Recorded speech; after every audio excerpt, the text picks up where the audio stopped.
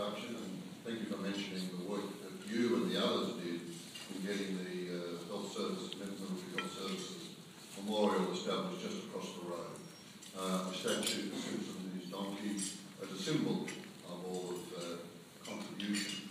What is not known in Australia, or even in South Australia, that in the medical services over the last 100+ years of Australian military service, there's been a higher proportion of South Australians as doctors, as nurses, as medical service people who serve in the military than any other state per capita. So we have, on that area, punched above our weight.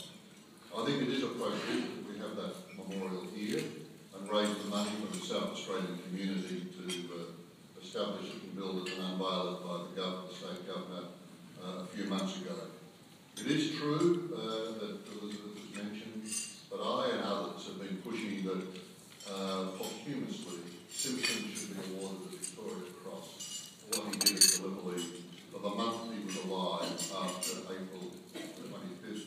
I think he was killed on May the 19th or 21st. It's always a mystery to many of us of what he did, and there's no dispute about that, but why wasn't he eligible to get the highest award for courage, which is the Victoria Cross? There's a long argument in the military forces about why he didn't, or why he did, he should have got it, or whatever.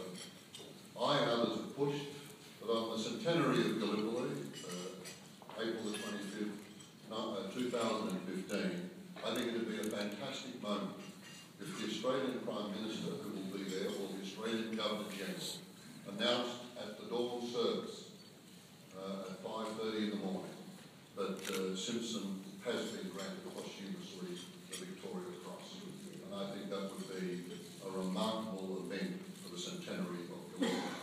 I have a personal slight twinge about all of this, is that my grandfather landed at Gallipoli in the 10th Battalion, 5:30 in the morning on the 25th of April 1915. He was severely wounded on the first day, lay in no man's land for 3 days before he was found. And maybe he was found by Simpson and carted him back to go on the first hospital ship out of Gallipoli. He survived. He was a founding member of the RSL in South Australia, and their minutes show his name as moving a contribution of £10 from the first RSL to pay for the Anzac Day Parade in 1917. He died in 1924 as a result of tuberculosis, which he got from his service, and my mother, brother and sister grew up in Lake Tees and had all of that history. So there is something in that area, Elizabeth, that I felt compelled to be part of what you and others did, more importantly than me, in getting that memorial. Now, to volleyball. I'm not asking for a Victoria Cross for volleyball, but what I want to point out to you, as Elizabeth said, first, what volleyball is a world sport. 2, what the Olympics mean, and 3, issues about international sport and how big it is and why it is important for Australia to recognise that as we do, but we see ourselves in international sport, not just in national sport. In the last 3 Olympic Games, the highest rated sport from those 3 Olympic Games, according to a rating shown on television around the world, was not football, swimming, athletics, basketball, gymnastics, it was volleyball. The 2 disciplines, indoor and beach volleyball, were watched by more people around the world in those 3 Olympics than any other sport. Now when I tell this to an Australian audience, they all look a bit, what? What are you talking about? Volleyball? You can't even remember whether it exists in Australia, etc. What it shows is that volleyball, as Elizabeth said, with football, that is soccer, is equally the biggest sport in the world. We know from figures and studies that at least 50 to 60 million people play a form of volleyball every week somewhere in the world. We also know that we are the biggest international sporting federation. 220 countries have affiliated to the International Volleyball Organisation. Soccer has 206, IOC has 199, and all the other sports that we think in Australia are big and important barely crack 100. And I'll come back and explain why I think that is, in a moment, why I think that occurs. So we are very, very big. If I said to you the name of a man called Dan Howard, none of you would know. But if I go to China and talk to anybody in the volleyball community and mention the name Dan Howard, they all drop their heads and say, yes, Mr. Schacht, we know who he is. He played a game before the Athens Olympics that put China out of the Olympics qualification for the first time in their history. That match, by the way, was shown live in China, and the Chinese president of volleyball told me, first offhandedly, that he thought only about 230 million people watched that match live. And I watched Dan Howard, who was 6'9" tall, standing, jumping at the net, blocking all the Chinese balls back on their side to beat China 3-0. When I mentioned to this man, I said, in Australia, I also follow Australian rules football. And just recently, top player on the side I follow called Marcus Shooter won the Brownlow medal. And he said, what? I said, football. So he thought I was talking about soccer to start with. No. Then he thought, was it rugby? No, not two rugbies, it's the game in Australia. He scratched it and said, oh, I know that game. That's the one where a man in a white coat stands between two posts and puts two fingers in. So I say to Mr. Demetriou, you've got to promote the goal umpires for Australian rules around the world to get the profile. Because that's the only thing this man could remember what he'd seen. The strange man in a white coat putting up two fingers. I tried to explain to him what a great game Australian rules football is, but of course he hadn't seen it. At the coming Olympics, you will not see anybody from Australian rules competing, from rugby league competing, from rugby union competing, from netball competing, or from cricket. 5 of the big sports in Australia are not at the Olympics. And I know some of those sports argue they should be in the Olympics. But when they go to the International Olympic Committee to lobby for it, the Olympic Committee says, what? Never heard of it. Netball? Where is that played? Well, Australia plays New Zealand every 2 years for the World Championship. Well, you've got to be a bit bigger than that to get into the Olympics. You just can't have 2 countries always playing off. Australian rules, never heard of it. Cricket? Oh, that's the old British Empire game that white men used to play around the world 100 years ago. And now there's a few other countries playing, all in the old British Commonwealth or the old British Empire. But no one else wants to play it. Then you go to rugby. Now, rugby union sevens are getting into the Olympics for Rio because it is played big enough, and interesting enough, why they put it in was because a lot of small countries, particularly in the Pacific, play good rugby union sevens, so you'll have a good competition. It's not just Australia, Great Britain, the usual ones winning off the medal. So that was, I think, one of the reasons. I still cannot explain why golf got in, because I don't think golf will be ever played in a great number anyway in the third world. And this comes to this issue. Why is volleyball so big? It's easy to play. All you need is a rope between 2 trees and an old ball, and you can play the game. For Australian rules football, you need an oval that's a cricket oval size. In the third world, they cannot afford those unless you're India, that are absolutely committed to cricket. But when you get outside that, no one's going to build an oval to play Australian rules or cricket on anywhere else in the world. The 170 third world countries cannot afford to build them and keep them. It's the same way we think about, we got swimming in the Olympics. But have a look who wins the medals. It's either Australia, Western Europe or North America. Because the third world and all of Africa, most of Asia, most of Latin America, cannot afford to build a swimming pool that you can swim in to train. Remember Ernie the Eel at Sydney Olympics? They thought he was going to drown. But he came from somewhere in West Africa. He said he was a worker in a hotel. He trained in the 10-metre swimming pool at the hotel. You ask anyone in Africa, will you build an Olympic swimming pool? They said, well, we can't not only afford to build it, we can't afford to even maintain it. And then, so it goes on, that most of the sports that we think we're great at are sports that require a big investment in infrastructure. Those are sports that are not able to be built in the third world. And the third world is 2/3 of the world China now has the money, and they are one by one going through every Olympic sport over the last 20 years. They'll put the money in to train athletes, put the money in to build the facilities.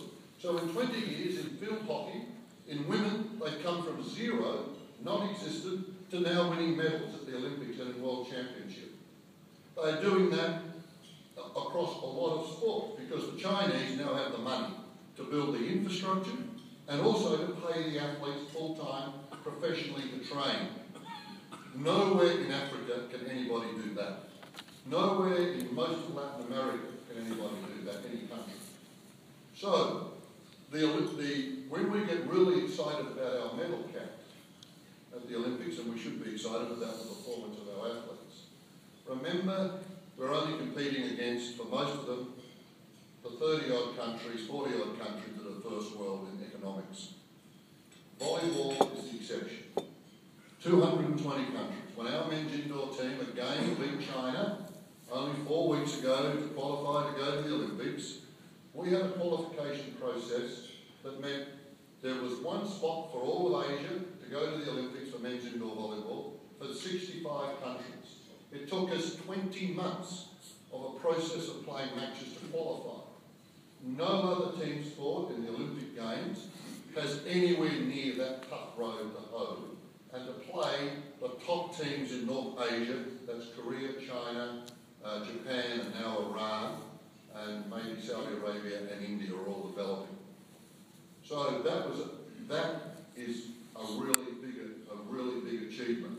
But we are now also proudly saying we represent Oceania and we're going off to play in the Olympics for it. That issue we ought to keep in balance. Much as I love a lot of sports, I grew up playing cricket and Aussie rules myself. I've never played a competitive game of volleyball.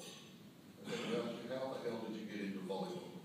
Well, back in the 80s, the local school here where my daughter and son went to, volleyball was available, and they started playing it well, and by the time they entered their teenage years at school, they were in the junior state side for South Australia for volleyball, and then before they were 20, both of them played for Australia, indoor volleyball, and then my son got a scholarship, an AIS scholarship for beach volleyball, and spent 13 years as a professional beach volleyball athlete, and won a bronze medal at a world championship, went to 2 Olympics, made a lot of friends. Again, his record and knowledge of his performance in Australia is almost minuscule. But when he goes to Europe, or to Brazil, or North America, or North Asia, he is a much better known athlete than he is in Australia because they recognise what his achievements were. So when I was watching the kids play, one day a bloke came up and said, "Oh, Shotty, we have a vacancy on the board of the Australian Volleyball Federation. You're a senator, you might be able to help us run and manage the sport." And I said, "Well, look, I've never played the game, I don't know the rules, I've never coached, I've never been a referee, etc., etc." He said, "That's why we want you. We want someone outside the square who's not trapped and arguing over what the height of the net should be every day, or who should be the referee for the next match. It's about broader management." That was 96. 97 I became president, and I'm still president. Since then I've played a role in world volleyball, and I've been very, very fortunate. I've also been fortunate to see my son play in the Olympics at Athens, and I'm going to tell you, I've been at AFL Grand Finals, Test cricket matches and all of that. As a parent, there is nothing greater than sitting in a stand of 12,000 people and watch your own son or daughter walk on the centre court to play and represent the country which they come from. And to me, I had more butterflies and anxiety than I think my son did, who played in that tournament. So because the Olympics are so big. One of the things I want to conclude on, very briefly, is not only is sport very big, economically in the world it is impossible to measure how much of the world economy is directly and indirectly derived from sporting activity. If you just can't measure the number of people who buy tickets to go to all the sporting events in the world. You just can't measure directly the sponsorship of television, the sponsorship of product associated with the sport. You can't even measure the indirect contributions a year. It is a major economic driver in modern economies, and in the third world it is an increasing role for people. And the great thing about what in volleyball I've noticed, we have athletes who come out of the third world, out of the slums of Rio, and the only way out of the slums is to play volleyball and become a good professional player and start earning an income that sets them up for the rest of their lives. That is useful. The other question that comes with this extraordinary amount of money is how it is used. And I have to say, in this area, world international sporting bodies have been very bad in their governance of how they manage the money. In my own sport, of volleyball, the International Federation of Volleyball has 140 million Australian dollars cash in the bank. They've earned over recent years in sponsorship. Each year they earn between 80 and 100 million for just the international level of volleyball, from TV rights, sponsorship, etc. And that's not including what state bodies do, etc. But one of the big issues is the structure of the International Volleyball Federation, not dissimilar from soccer or many others. The governance structure is not good enough. I discovered over the last 10 years that the then president, is now retired, of International Volleyball, took a 10% commission on all sponsorship and television right money that was paid to the International Federation, because he said if he didn't sign the contract, it wouldn't be approved. That was his justification. In 10 years, he collected $26 million Australian in commissions of the sport. And I have to say, to my distress, as many people in the sport didn't think that was anything greatly wrong. He was more highly paid than our best and highest paid athlete by far. He's now suing the body after he resigned. He still thinks they owe him $3.5 million for sponsorship he got that's still going on since he left. That level of money, which some of us took 6 years to get out publicly in the organisation, is the same as in soccer. FIFA, the corruption of the buying of votes to get the World Championships every 4 years is unparalleled. And some people are filing in court. No one knows how much Mr. Sepp Blatter is paid, but it is speculated $5 to $7 million a year to be the head of football. It's not that many of these sports are badly governed, are run in a way in which, under any definition of Australian law, you'd end up in jail for bad governance, corruption, misleading, or not declaration. I'm arguing to the Australian government that we should have an independent parliamentary inquiry under parliamentary privilege to get evidence to expose, not only in my sport, but in many international sports, exactly what is happening with the money. How it is being misused. How it is being used to advantage certain people. How it is being used to buy favours on seeding and matches. And we're here, and I'll finish on this story of cricket. Several years ago, Australia was bidding to have the World Championship, one-day match World Championship in Australia. They had the votes, I was told, all lined up. On the morning of the vote, the West Indies president came to the Australian president of the cricket board and said, "I'm sorry, I'm not voting for you anymore, I'm voting for India." Well, what's happened? He said, well, when we had the World Championship, we lost $20 million, which we're broke. India has said, if we vote for them, they will have a special India versus West Indies competition in India, and we will guarantee you a minimum income of $20 million. The vote happened, it went to India. I think we're now having it in a couple of years' time. That is the power of money and how it is misused in international sport. So while we're watching in the next week our athletes at the Olympic Games, there's another story that has to be exposed. And some of us are trying our best to do that in our own sport and generally. But more importantly, the great thing is to see young athletes, both in the Olympics and Paralympics, doing incredibly good things in competition that we could all admire, whether they're from Australia or anywhere else in the world. And finish off, don't forget to watch volleyball.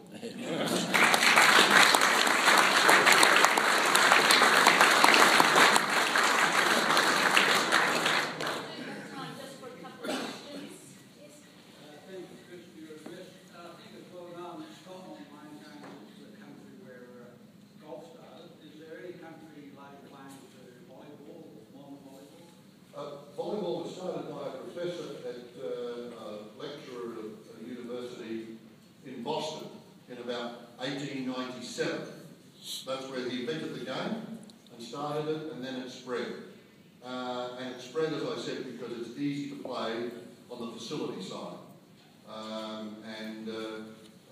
But ironically, for some reason, in the English-speaking old British Empire, that's Australia, New Zealand, Great Britain, North Canada and the US, volleyball never took off as a major sport. But everywhere else in the world, on continental Europe, in most of Asia, South America, the Rio Olympic Games, they will build a stand of 12,000 people on Copacabana Beach for the beach volleyball. It will be filled every day for 14 days. Their indoor stadium will seat close to 20,000 and it will be filled for every match. People say that the Rio Games, the biggest sport played by far, with the interest of the Brazilian people, will be volleyball, not even football, because the football is limited. If you're a Brazilian country, you can only have 2 players over 23, and they don't see that as a fair income World Cup competition. But it started by an American professor, similar to an American professor that invented basketball around the same time. Mine's not a question. I go to the beach volleyball whenever I can, but it's because of the uniform. Now, I was waiting for someone to say that. I was waiting, and I get a lot of comments saying, well, we know Shoddy why you're involved in volleyball. Every day, watch the girls on beach volleyball in their uniforms. A couple of things. We do get that hit a lot, but that's, it's all sex and good-looking young women. Well, first of all, I'll say this bluntly to you. They are beautiful-looking young women. They're so fit. They are so fit and athletic. They do look bloody fantastic. So they are worth looking at, and you shouldn't be ashamed of it. The second thing is, if you're going to play in an international competition of beach volleyball, and you've got to usually play in a normal tournament 2 matches a day of about an hour each. I said once to a journalist from the ABC who was giving me stick about this issue, it's a bimbo's game that is wearing a bikini. I said, look, I don't actually like the sport. But I said, don't disparage the athleticism and the fitness. Come down to the beach, stand in the sand, look at the top of the net. And I want you to jump 10 times in a row out of the sand and try and touch the top of the net. If you get past 4 jumps before your legs go to jelly, I'll be surprised. Well, she didn't take me up on the challenge, but I do know on the fitness of our young women athletes and young men athletes, they have their fat levels in their bodies that they're demanded to have is less than 10%. They have a fitness, aerobic fitness, that makes Australian rules footballers way behind. Because jumping out of the sand for an hour and a bit twice a day in 38-degree heat, and in some places 90% humidity, you have to be unbelievably fit to survive. Second thing is, when you play that game, you don't have a coach on the side. You've got to think yourself, like doubles in tennis, what tactics. And if you're not fit and can't have enough oxygen getting into your brain, you can't think to make changes in how you're playing in a close match. So, thank you for coming and watching. One final thing about the uniform. When it came out in 1999, that would be the size of the uniform, I thought, gee, some of our women are very, very independent, very direct, very much strong on women's rights. They might think this is a bit much. So I went to 2 of them, who then won a gold medal in Sydney, Natalie Cook and Kerry Pottas. And I said, what do you think? If you want us to complain and say this is too small, we'll take that up with the international body. But both said, no, we're quite happy. I said, really? He said, yeah, because the less you have on your body, the less place you've got for sand to stick into the top of your bra and the bottom of your pants, etc. You can brush it off. I said, oh, well, if you're happy, I'm not going to argue. And the other thing I discovered, even strong feminist women and so on, they like to make the statement when they walk out on the centre court of how bloody good they look. They make no bones about it. Have a look how I am compared with all the rest of you, wondering, etc. There's no argument about that, and it's a statement of their personality, how fit they've got, and how good they look. And all I do as president is encourage them to go out with tall men players for volleyball, marry and have another 4 or 5 kids. We'll all be 6'5", 6'6", so we have an ongoing recruitment program.